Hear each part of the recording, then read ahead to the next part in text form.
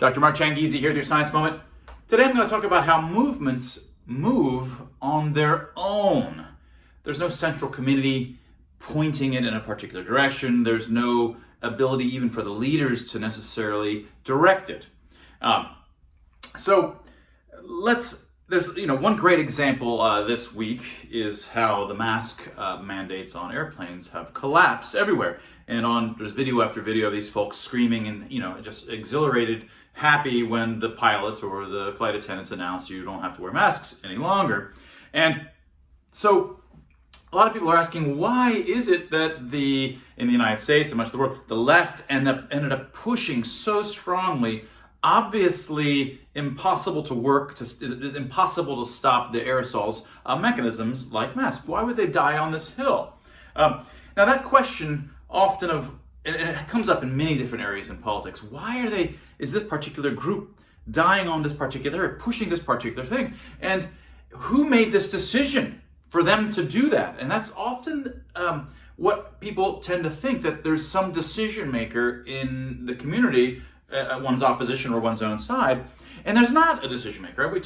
Something we talked about 50, 80 science moments before, is that these are much better thought about as Ouija boards, as not just four people's fingers on the Ouija board piece of wood where you're imagining that it's moving around and you feel like no one's controlling it even though there's only four of you. But now imagine there's millions of you with different size hands and different forces that are involved. So in cases like, there's three cases that are sort of right there on the fore today where it's clear that the communities didn't want it to go that way, or many people wouldn't want it. Irrationally, they shouldn't want it to go that way. And masks is one great example, and I talk about in 100 and something, or early hundreds, 110 or something near there, how it is that masks as a virtue signal ended up being selected for as a membership signal, and then post hoc, it then gets justification. People come up with post hoc justifications to try to explicate why that virtue signal is itself good and something that's more than a membership, that's actually virtuous and a good thing to wear. And these things happen all over the place. But two other cases come to mind, and they're nightmares for the folks in these communities. One is the Party and Biden. Whatever you think about Biden, supposing that you loved Biden's entire career or really respected him, there is no way to be happy with the situation that he's in. He's just at this point an embarrassment because of just his age. We're all going to get to that point at some point in our lives, and you don't want to be at that point when you're president of the United States. And now they saw this coming, and the problem is that even though there are communities involved, the forces at work that slowly push Biden to becoming the nominee are outside of any of these small communities' controls, any powerful leaders in the Democratic Party, and they can all sit there and in fear and fright, if they were rational, to see it slowly happening, but it happens outside of their control. And of course, most of them, when you're really steeped in the community, you often get on board because you feel like this is the right decision. But any rational person with the same interests as theirs would think this is a terrible thing.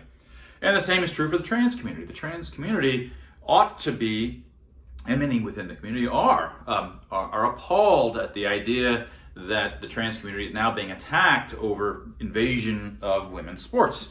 This is not something the trans community needs at all. But there's no way to stop it or control it. It's just the kind of thing that it ends up getting selected for. Verbiage and positions that, it's totally cool for trans women to compete, becomes a virtue position that people have to have, and that happens on its own.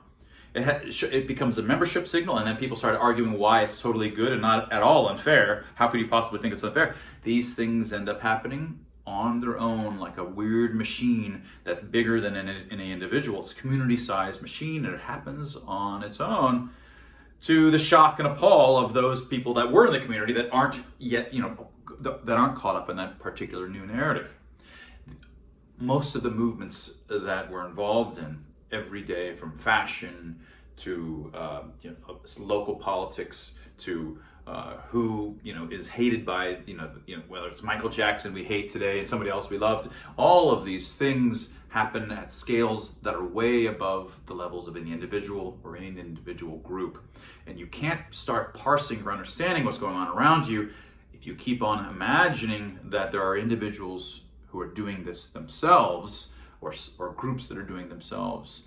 They can still be blameworthy folks because they're benefiting. They're still evil at the individual and group levels. But the actual movements of these different kinds of effects are typically way beyond the level of any individuals, and you have to understand the emergent dynamics and selection processes.